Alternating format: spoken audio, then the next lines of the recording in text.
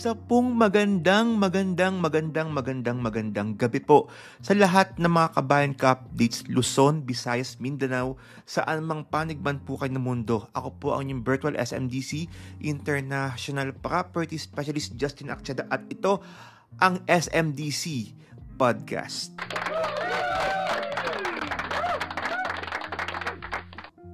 Okay, so tonight is August 13, 2023. Araw po ng linggo. Ayan, kamusta po kayo? Kamusta po ang lahat ng mga kabayan ka-updates ko dyan? Oo, kayo ba ay nakapanood ng ating mga vlogs lately? Ayan, ngayon pa lamang ako po ay humihingi na nga po ng dispensya. Woo! Diyos ko Lord, eto na naman po tayo. Ako po ay humihingi na po naman, no? Ako po ay humihingi naman Ako po ay humihingi naman ng pasensya, no? Sa lahat po ng mga nag-aabang ng ating podcast last Wednesday. Kasi nga po, tayo po ay naghahanda para po sa ating Taiwan deployment. Okay? So, tayo nga po ay tumungo mismo ng Taiwan, Taipei. Para i-meet po ang ating mga kabayan ka-updates. No? Naku, babawi ho tayo. Wag ho kayo mag-alala. Babawi po tayo, mga kabayan, mga ka-updates, no?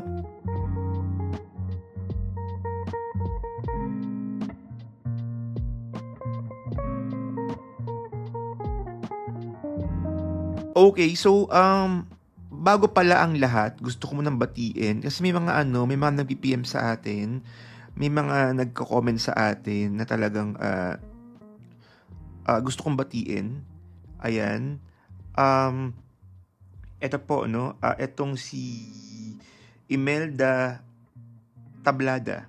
Imelda Tablada 4635. Thank you sa update sa Sands Residences. Nag-comment siya last July 28, 2023 diyan po mismo sa aking YouTube channel. Nako, marami pong salamat, no? Maraming salamat sa inyong panonood kay Miss Imelda Tablada 4635, kay Jesselie Mata 5181. Nako ha, ang dami niyang tad-tad ng mga comments dito sa aking comment section.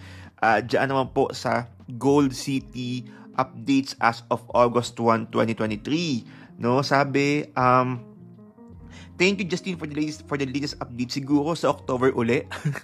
Oo, hindi siguro Jesselie, every month po ako nag-update sa Gold. Okay, so sa lahat po ng mga clients ng Gold City, sa lahat ng mga owners, ayan, tutok po kayo dito, no, para unang-una po kayo makakaalam mismo sa ating Gold City updates. Every month po talaga, ako po talaga ay nagbibigay ng mga updates because naniniwala akong kailangan nyo malaman. 'Di ba? Wait lang, ito muna, basahin ko muna ito. Grabe, kita na ang nabubuong solid foundation ng Gold Reso. Ngayon pa lang ang ganda ng building scene ng Gold Reso, pero sure din ako magiging maganda building ng Gold Reso. Totoo yan, no? Jesselie Mata 5181. Kasi nga kung sa picture pangalang kulay gold, na ano pa kaya itong itsura kapag na turnover na. Ang nakita ko dito para siyang yung sa City of Dreams, 'di ba may mga Novo Hotel, hindi ko alam kung Novo, basta ganon yung niya, yung tingin ko lang ganon kasi yung kulay ng building niya, kulay gold, no? So, we'll see, tingnan natin, no? Marami pa dito, ano pa yung mga dito? May leasing department din po ang SMDC, Airbnb or SMDC, para sa mga OFW na hindi maalagaan ng unit sa SMDC. Yes, meron po. Miss Princess-CY7PM. Okay? So, siya naman po ay nag-message. Sa ating podcast last episode 9. Last episode 9. Siya po ay nag-message sa ating podcast, si Miss Princess-CY7PM. Okay? Naku, maraming salamat po sa inyong pakikinig, sa inyong panonood sa aking podcast, no? Meron po tayo, ito nga pong dati SMDC Prime Key. Ngayon ang pangalan na po niya the SMDC Good Stay. Bongga ang ating pangalan, SMDC Good Stay, 'di ba? Pero kung halimbawa naman, kung wala naman kayong parang bukod sa SMDC, The Goods Day, I suggest din, kausapin nyo rin po yung mga consultant nyo.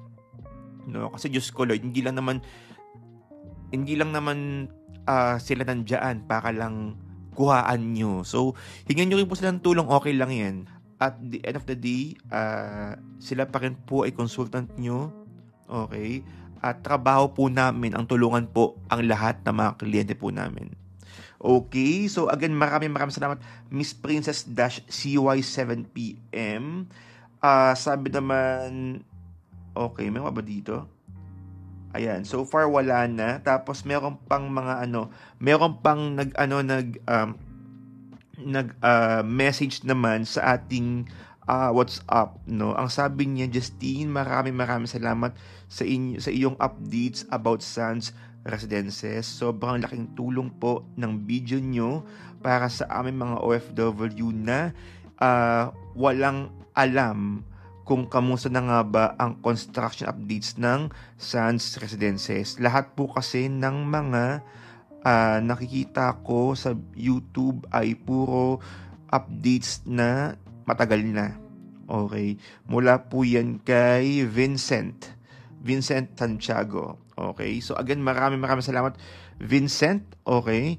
And ano pa to? Okay, ang dami pa message na nakakatuwa. Okay, again, sa lahat po ng mga patuloy pong nakikinig, nanonood po sa aking Spotify account, sa YouTube channel, no? Ito pong podcast na ito ay napapakinggan niyo po mismo. Pwede niyo mapakinggan sa Spotify. Pwede niyo rin pong mapanood sa Spotify, YouTube channel at Facebook page. Okay? Sabay-sabay yan. Basta pag sinabi kong every Wednesday and Sunday 9pm, sabay-sabay silang nagka-publish. Ayan. So, kung saan nyo pong gustong pakinggan, panoorin na aking podcast, ayan. Nod po kayo. Welcome po kayo dito. Ito po ay libre, no? Basta kayo po ay may oras. Nako, nod lang po kayo.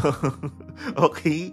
Okay, no? So, nako, alam nyo po mga kabayan, mga ka-updates, bago nga po tayo dumako sa ating topic, no?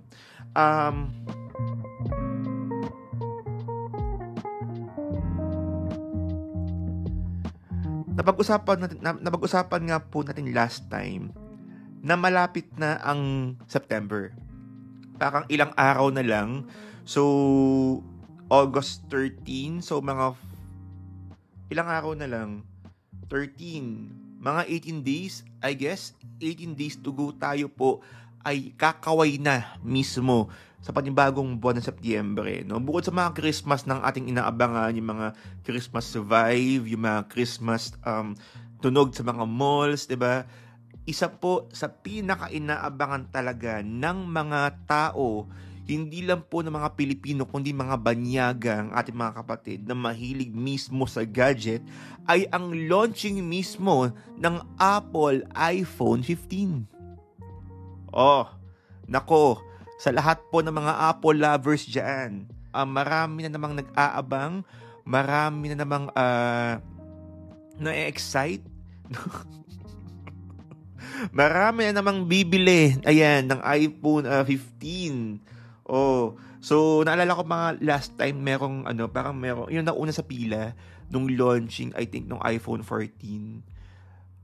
Siya po, lalaki siya, at talagang nanlimos talaga siya ng mga piso-piso para lang mabuo talaga ang presyo ng iPhone 15. Okay? 14 pala, 14. No? Yung iba naman, para makabili ng iPhone 14, nako, pinapatos ang mga 12 months to pay, kaya nauso ang fully paid. Pero ang tanong nga po dito ng mga kabayan, mga ka-updates, no, ano nga ba ang mga aasahan natin dito mismo sa iPhone 15? Anong meron, 'di ba? Ito po ay base lamang sa nabasa ko mismo sa philstarlife.com. Ayan. So ito po ay disclaimer lang po, ito po yung mga kuro lamang, hindi pa po talaga sigurado, no, kung ito nga po ang eksaktong lalabas, no, na iPhone 15, okay, sa market mismo. Ang expected nila na ilo-launch daw, ang launching po ng iPhone 15 ay September 16. Kasi po sa article na nabasa ko nga po, ang iPhone 15 daw ay ilo-launch on September 16. Babalikan po kasi natin yung mga nakaraang launching ng mga Apple, ng mga iPhone mismo. Parang di feeling ko may ano din to. Parang feeling ko may marketing strategy din yung kanilang mga petsa, no? Kasi last year, yung iPhone 14 series na-launch po siya noong September 7, 2022. Tapos yung iPhone 13 naman, na-announce siya on September 14. Yung iPhone 12 naman,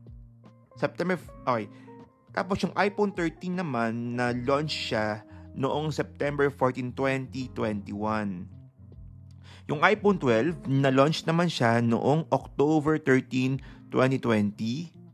Tapos, etong iPhone 11, na-launch naman siya noong September 10. Kung mapapansin niyo po mga kabayan, mga ka-updates, no? Etong iPhone 11 hanggang iPhone 13, meron silang isang araw, kumbaga konektado yung numero ng modelo ng iPhone doon sa petsa mismo ng na-launch nila. Kagaya na nga lamang ito, yung iPhone 13, na-launch siya on September 14. Okay? So, yung iPhone 12 naman, na-launch naman siya noong September 13. Yung iPhone 12, na-launch siya noong October 13. Ayan. So, medyo na-late ng konti, no? October 13, 2020. Diba? Kahit nag-pandemic noong 2020, parang talagang walang nakapigil sa kanila para mag-launch, no? Na-late nga lang ng 1 month, no? Tapos, etong iPhone 11, na-launch naman siya noong September 10. Paurong naman. So, kaya ang bali-balita, since 15 ang ilalabas, possible na September 16 ipapalabas or ilo-launch itong si iPhone 15. Okay? So, ano nga ba ang mga aasahan natin, no, sa iPhone 15 na ito? So, ano-ano nga ba yung mga ito, ano lang po ito, no, disclaimer lang po, hindi pa po ito sigurado, no, kasi ito po ay mga puro mga kuro pa lang po ito. Ayan, so sabi dito, what to expect from Apple's iPhone 15 series.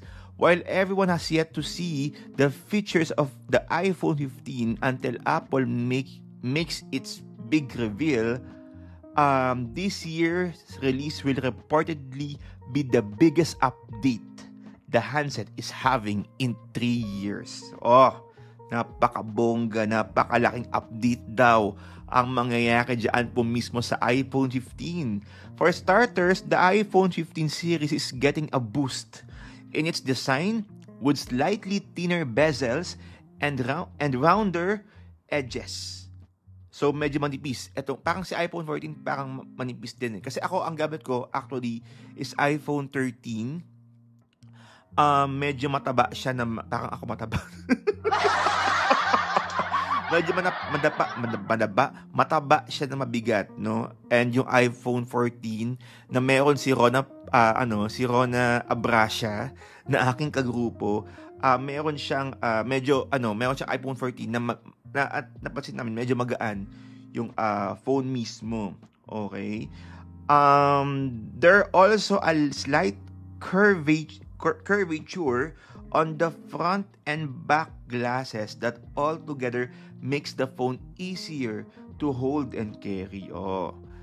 Diba kasi pag mga Pro Max, diba ang bibigat na masyado, parang medyo kahit ako gusto ko talaga pag kumuha ng iPhone, gusto ko Pro Max talaga kasi iba yung malaki talaga, no? Parang alam mong telepono. Tsaka pag nanonood yung mga YouTube, ganyan, sobrang malaki yung napanood mo. In addition to this, the Pro models are likely to come with a titanium frame more premium than the iPhone's current stainless steel body. More premium daw mga kabayan, mga ka-updates. Nako, magkano kaya yung more premium na yun? This year might also be the time Apple is finally saying goodbye to the iPhone's side buttons and mute switch. According to information obtained by 925 Mac, the buttons and switch will be replaced by two new modules that use haptic technology, simulating the feeling of pressing buttons. Ay, ganun? Ma-amaze ka na lang talaga. No? So, medyo ako naiintriga din po mga kabayan, mga ka-updates. Okay? As for the cameras, an image leaked by a Weibo users suggests that the iPhone 15 Pro will have a larger bump than the Pro Max model, with the latter coming with a periscope camera. Mga nakikinig ko palang mga terms, parang alam mo, parang ting-ting, parang may tunog, agad may tunog, parang tunog pera agad. So, parang feeling ko habang binabasa mo siya, parang pataas ng pataas yung presyong ina-expect mo talaga sa iPhone. Okay. With the latter coming with a periscope camera that has optical zoom capabilities. Na-amaze ako bigla. Medyo na-excite ako. Kahit wala akong planong bumili, na-excite po talaga ako dito sa iPhone 15 na ito. Meanwhile, all models in the iPhone 15 series will likely feature Dynamic Island, which is only present in iPhone 14 Pro and Pro Max models. Charging is also expected to be easier, with the Apple reportedly ditching the Lightning port for a USB-C. Okay, so ano to? Yung Dynamic Island, parang feeling ko yung sa taas to ng phone. Okay, kasi wala ako yan sa 13. Pero sa 14 merong ganun, yung sa taas ng phone, parang may nag-notify doon.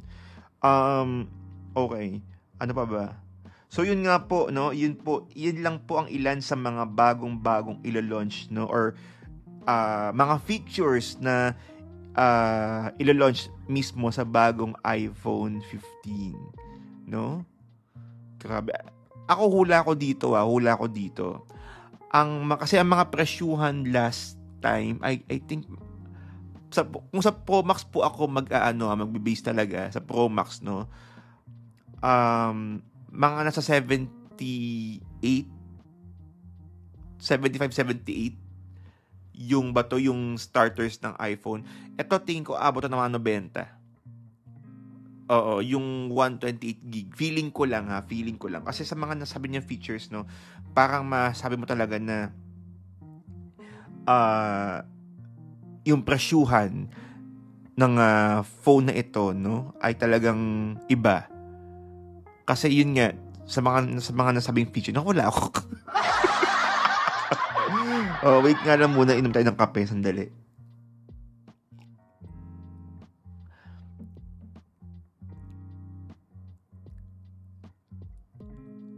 Ayan, sa mga nasabing feature, parang tingin ko talaga medyo malaki ang maging difference sa presyo kumpara last year. Oo. Ako kasi mga ka-updates, nung bumili ako, well, sorry. Oo. Sorry po. Ayan. Oo. Kasi totoo lang po mga ka-updates, no? Ba't ako nagsasorry? Hindi nagsasorry ako kasi baka sabihin ng yabang or ano. Pero kasi sa aming mga trabaho, importante talaga na may memo kami. May memo ang buong grupo ng SMDC na dapat daw talaga naka-iPhone lahat.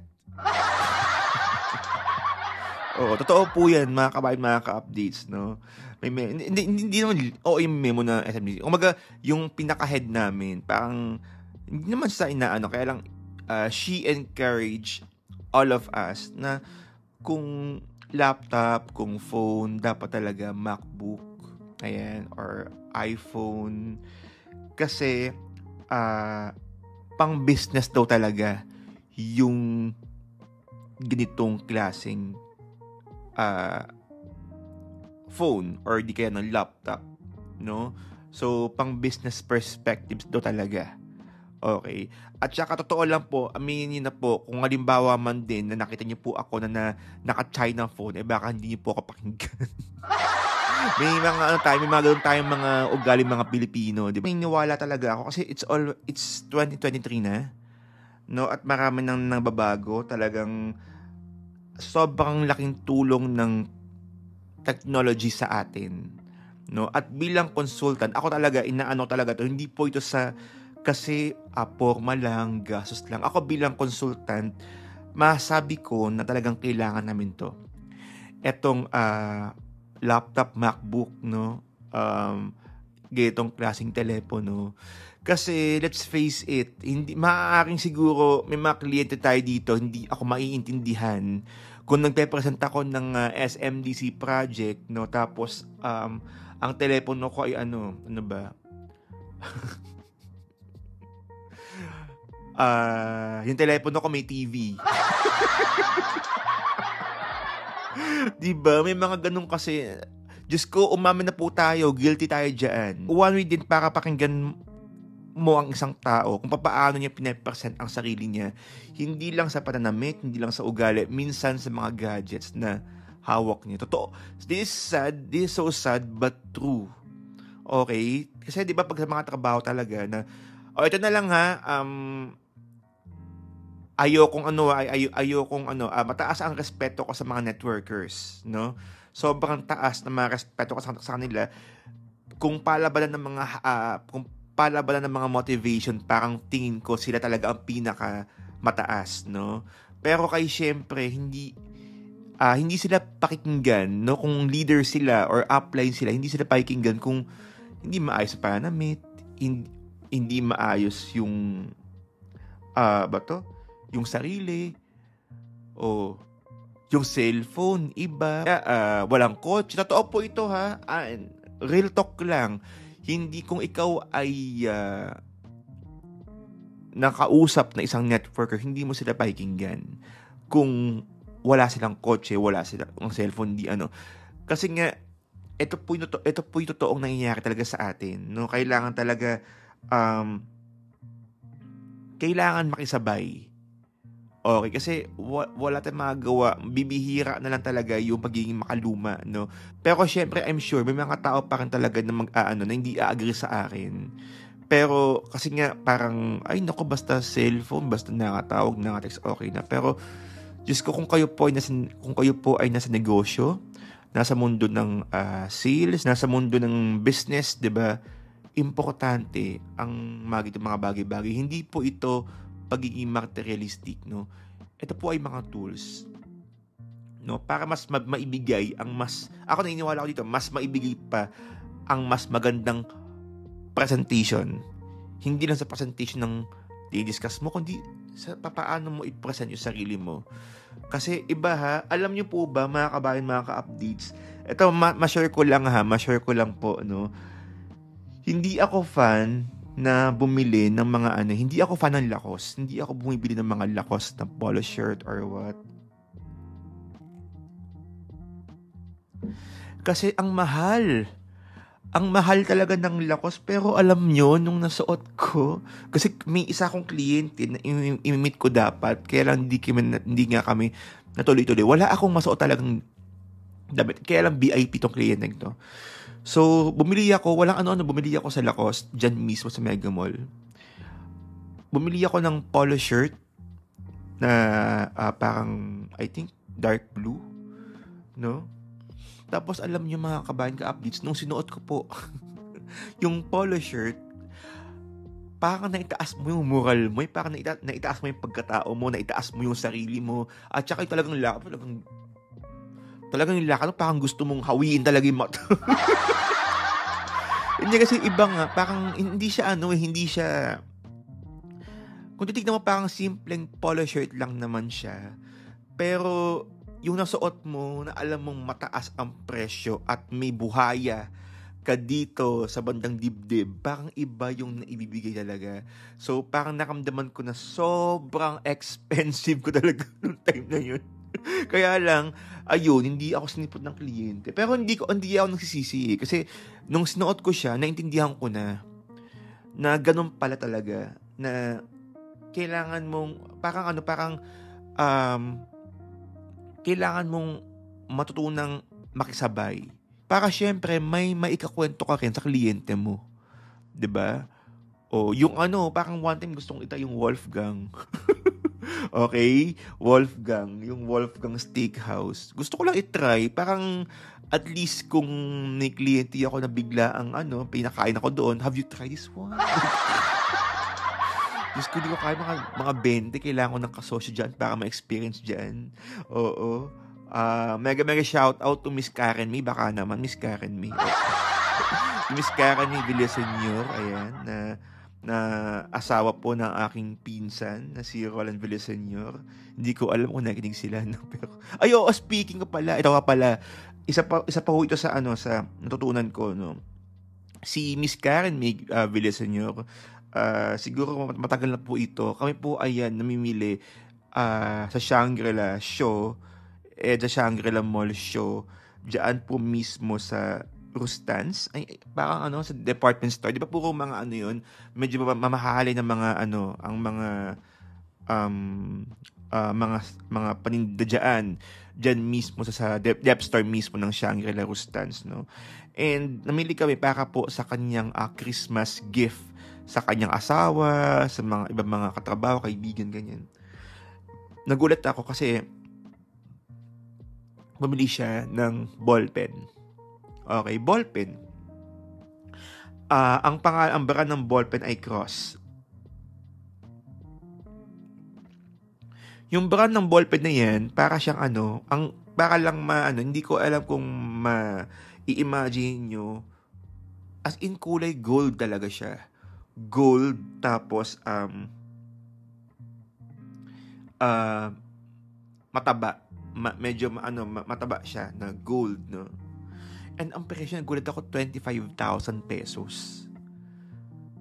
Walang binili po talaga niya, mga kabayan, mga kapatid. Talagang binili talaga niya. Nagulat ako, isang pack swipe talaga. Straight payment. Sorry, hindi 1 year to pay, straight payment, bongga. Nagulat ako, binili niya. Sabi ko, ba't ka bibili ng ganyan kapag mahal-mahal na Apple? Apple ulit. Apple ulit. Pagka mahal-mahal na ballpen, alam mo, sabi lang niya, mga kabayan, mga kapatid, alam mo, Justine, sa mundo ng negosyo, sa sales, kailangan talaga ganito yung ballpen na ginagamit mo.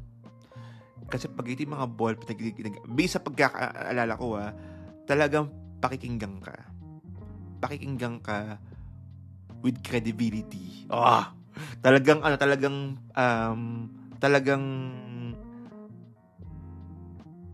andun yung branding na hindi basta-basta, or declaration na hindi basta-basta ang kausap mo. Excuse me.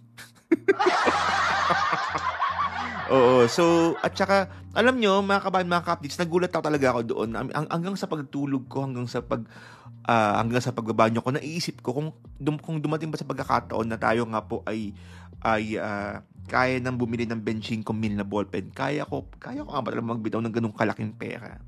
Okay, and then after that nga, parang nag-meet ulit kami. Kinamusta ko yung ballpen na yun. Sabi niya, alam mo, Justine, ang daming kliyente na na-close dahil sa ballpen na yan. At saka pag may pinipirmahan sila, ang daming or pag may pinipirmahan ako, napapatingin sila doon mismo sa ballpen. Kasi siya po ay pumipirma ng mga certificate of authenticity dahil nga sila po ay nasa arts industry, no? So, titingnan nila yung ballpen ko talaga. Okay? So, nakita ko doon na iba talaga kapag meron kang dala-dala na ganung klaseng bagay. It's a statement. It's a declaration na hindi basta-basta yung kausap mo. Okay? So, sa akin naman kasi, parang sa mundo naman namin talaga, madalas naman kami nagpe-present, no? Yung iPad ko, ang gamit ko, yung pa rin, yung pa-incentives pa rin sa akin ng SMDC, iPad 2020, pero hindi na ako siguro bibili ng mas malaking, yung mas wide na iPad, no? Parang so far tama na ako dito kasi nga puro Zoom naman ang ating ginagawa, ang ating ba to? Ang ating kaharap, no? Puro laptop naman ang ating ginagamit, yung MacBook naman natin. O, diba? Nalalaman niyo na po yung aking mga gadgets. May MacBook, may iPad. So, lahat talaga Apple. Oo. Pero hindi po ito latest. Hindi ako yung tipong taong bibili agad ng latest. Ganyan. So, kahit di naman siguro, siguro pag dumating yung time na 5 na ang mata ng iPhone, ayan, tsaka bibili. Oo. Pero so far, enjoy pa rin naman ako dito sa kung anong meron tayo ngayon, no. Pero sa lahat po ng mga kabayan ka-updates na nag-iisip, no, kung bibili kayo ng phone, maganda, wag niyong isipin na ay naku, materialoso, materialistic tayo ganyan, or di naman kaya parang alam niyo medyo hindi mo magagamit yan kasi may iba naman mas mura, 'di ba? Alam niyo, okay lang yan kung gusto niyo magkaroon ng phone, okay lang naman ng ganitong klaseng phone, no? Pero ang importante, yung talagang pinagtrabahuhan niyo. Yung wala kayong tinapakang tao, pinagtrabahuhan nyo. Kasi walang nagkaka-iPhone na tambay at walang trabaho. Pag ganun, sponsor po ang tawag doon. Baka nag-sponsor. Oo, so kung talagang may gusto tayong isang bagay, pagtrabahuin na natin. Wag tayo magbenta ng kidney. Oo, yung mga nagbebenta kidney na pa mga binibenta. Parang basta lagi ko nakikita kapag andyan na, bentahan na, launch ng iPhone 15, kidney for sale, ayun.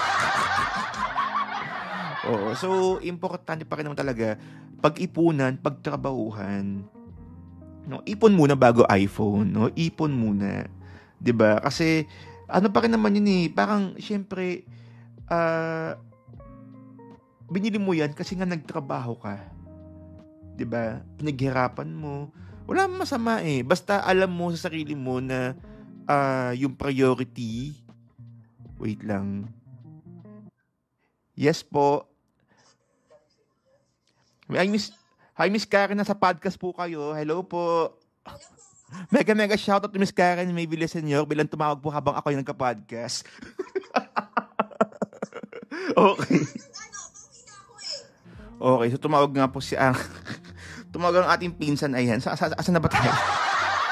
Oo, so yun nga mga kabayan, mga ka-updates, ang importante pa rin naman talaga, dapat talaga, pagtrabahuhan,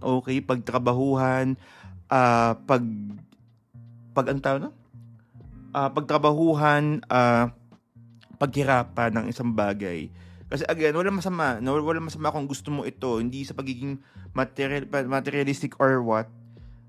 Kailangan pa rin talaga, syempre, nagtrabaho ka, so you have to reward yourself.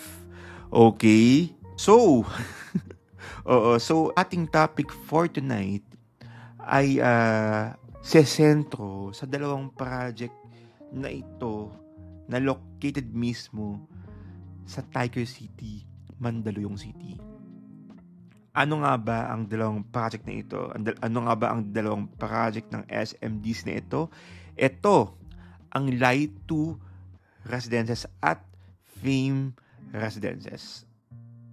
Okay, so dalawang project ni SMDC magkalapit, parehong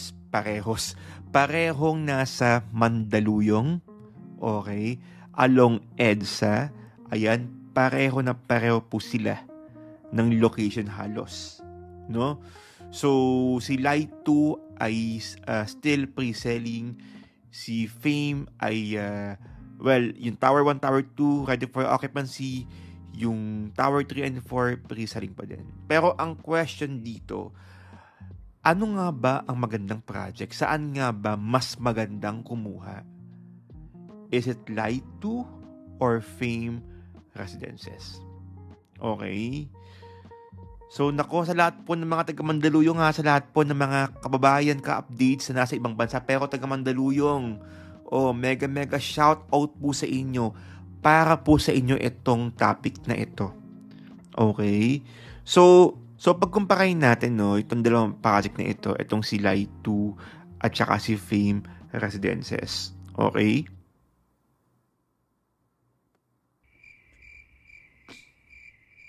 Oo. Alauna 35 na kaya medyo tayo po ay napapahikab talaga. Pag sa podcast ko po talagang dito nyo makikita ang lahat ng mga imperfections ng ginagawa natin. Kasi nga syempre parang tuloy-tuloy lang, tamang usap lang, di ba? Hindi to ganun ka-perfect kaya ng mga vlogs ko. Oo, may tumatawag pa ganina. Oo, alam nyo ho ba, trivia lang po bago tayo mag-umpisa. Nasa point din ako na ito ata yung podcast na kung saan na-shoot ko po ng 2 oras. I mean, na-shoot ko ng magkaibang oras. Yung topic ko about sa iPhone, na-shoot ko kaninang mga alas 7 ng gabi. Tapos itong ating pinag-uusapan nga itong Fame versus Light 2, mga alauna na po ng madaling araw. Meron din po tayong Zoom meeting, webinar sa lahat po ng mga international marketing partner sa SMDC. Ayan. So, yun. Kaya medyo iba na po ang ating energy.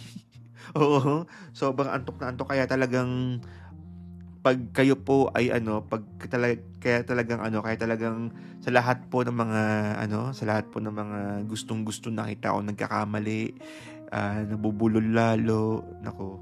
Ito yung tamang pagkakataon na makinig ng podcast kasi dito talaga wala talaga naitatago. Ayan. Pero mahal natin ang trabaho natin. So, laban lang sa buhay, di ba? Oo. Ayan. And syempre, marami rin sa inyo kasi talaga na inaabangan ng aking podcast. And super duper thank you po sa lahat po ng mga patuloy na sumusuporta, nakikinig at nanonood. Kayo po ang aking lakas para ituloy-tuloy ito. Ayan. So, maraming salamat po. Okay, naku, bago magkaiyakan, Diyos ko, Lord. Iyakan naman eh. Ayan. So, pag-usapan natin mismo si Light 2 Residences. Gusto ko magsimula kay Light 2 kasi parang nakita ko kasi ang thinking kasi ng mga tao talaga kung saan sila makakamura ng monthly payment, doon sila. Okay. Well, ako din naman, kung saan makakamura, doon talaga yung pre-selling. Pero, ikukumpara kasi natin si Light 2 kay Fame Residences. Okay. Si Light 2 po, mga kabayan, mga ka-updates. Ang mga 1-bedroom sa Light 2 ay umaabot na po ng 7 million. Okay. Mga 25 square meters. 7 million. 6.3, may mga times sa 6.3 pa nga nakakakuha pa tayo. And then to 7 point something million. Malaking bagay lang talaga si Light 2 kasi nga yung discount, may 10% discount, okay, 10% discount at saka yung pagbabayad ng monthly medyo magaan pa. Diba? Kasi may mga umabot mga 15, 16, 17,000. Ganon, no? Kapag kayo nga po ay nagla-Light 2. Pero, alam nyo mga kabayan, mga ka-updates, yung sa Fame Residences, trivia lang po, yung 4 na tower na yan, iisa lang po ang presyo ng 4 na tower na yan. Lahat po ng units ng mga 1-bedroom mid-unit, no?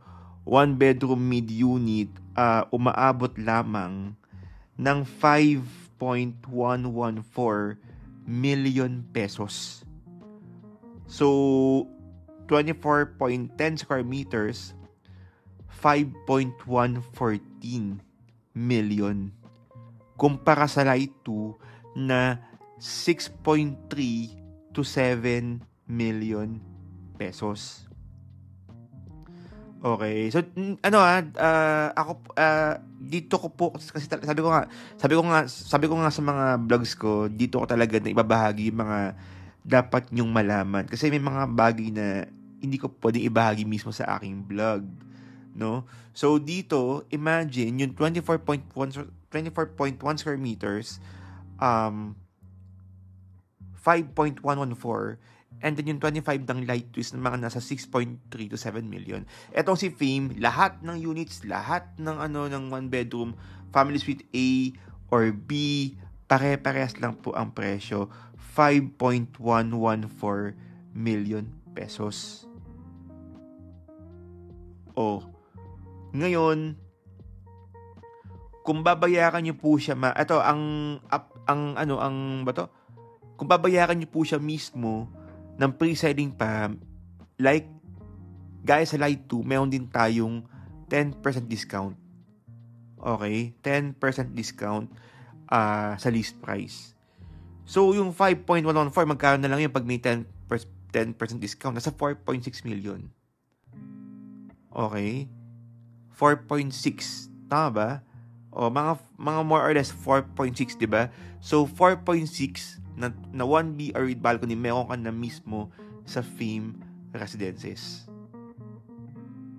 O, diba?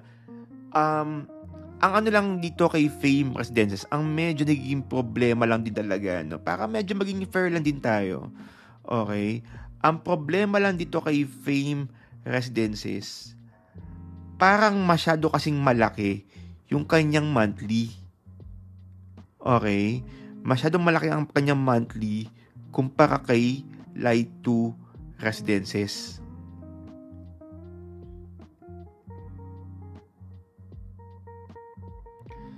So, kinocompute ko nga po siya ngayon. Si Fame Residences, ayan, ang down payment kasi niya is 15% payable in, wait lang, I just want to make sure kung tama itong sinasabi ko. Kasi mahirap magkamali talaga. Teka. Okay. Alright. Teka lang.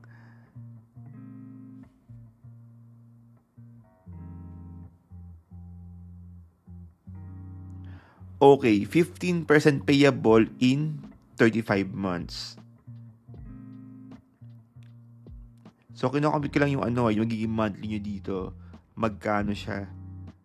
Okay, 22,517. Okay. Si kay Fame yan, babayaran niyo po siya mismo sa loob po ng 35 months. Okay. What if kung si Light 2 naman? Okay. Light 2, 6.3 million.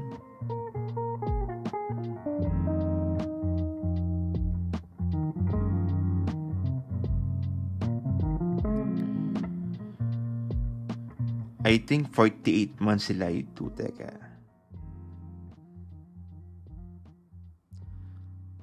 So, kinocompute ko siya ngayon, mga kabayan, mga ka-updates.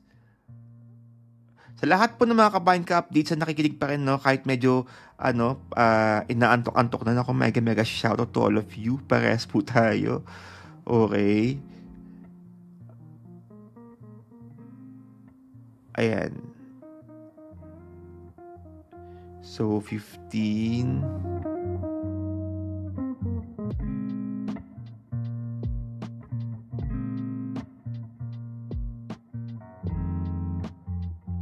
₱20,000. Ayan, ang kailangan mong bayaran per month sa Light 2. Pero, makaka-turnover ka after 48 months. 'Di ba? Pero kung ako nga kasi ang pipiliin yung mga kabayan, mga ka-updates, doon na ako sa Fame. Sa Fame Residences. Kasi sa Fame Residences, after 35 months, mas mapapagaan yung, mas mapapabilis yung iyong turnover, mag-add ka ng 2,000. At saka, ang pinaka gusto ko pa dyan, yung, yung presyo. 5.114 million lang. May less discount pa, so kung tanggalin natin yung less discount na 10%. Teka.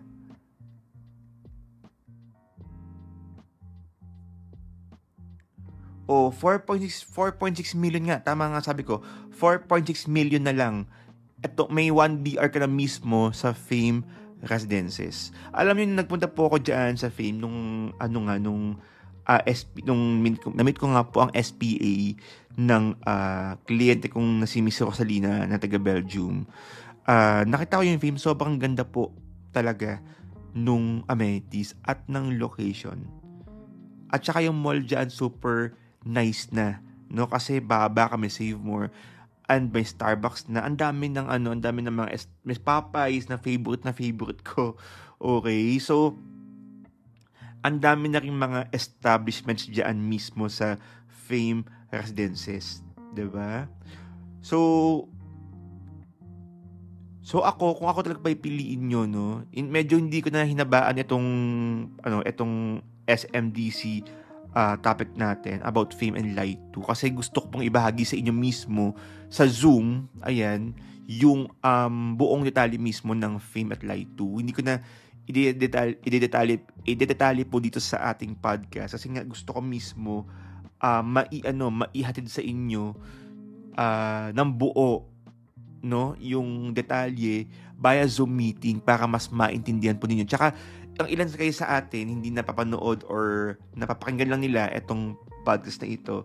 So itong topic natin, gusto ko lang pong i-imply talaga sa ating lahat na sa dalawang project na ito, pareha sila maganda pero merong mas practical kunin.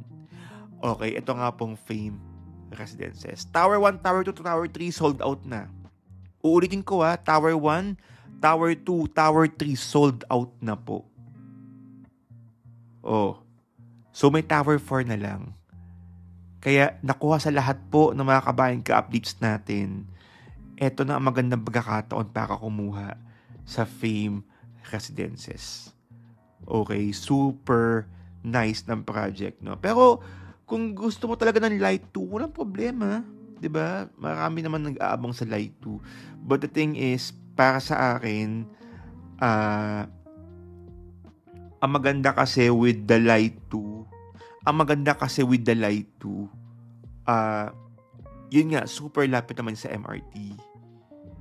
Okay, so super lapit talaga niya. And syempre, mas bago yung mga amenities.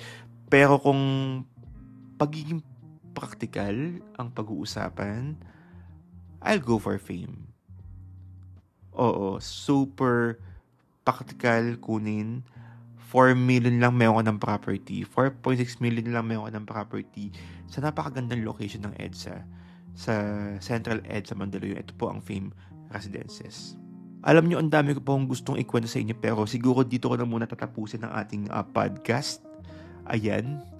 Kasi gusto kong i-reserba ang oras para maibahagi sa inyo via Zoom meeting ang kagandahan naman ng Light 2 at saka ng Fame. Kapag gusto ko naman i-detalye po sa inyo via Zoom meeting, okay, kung ano nga ba yung kailangan yung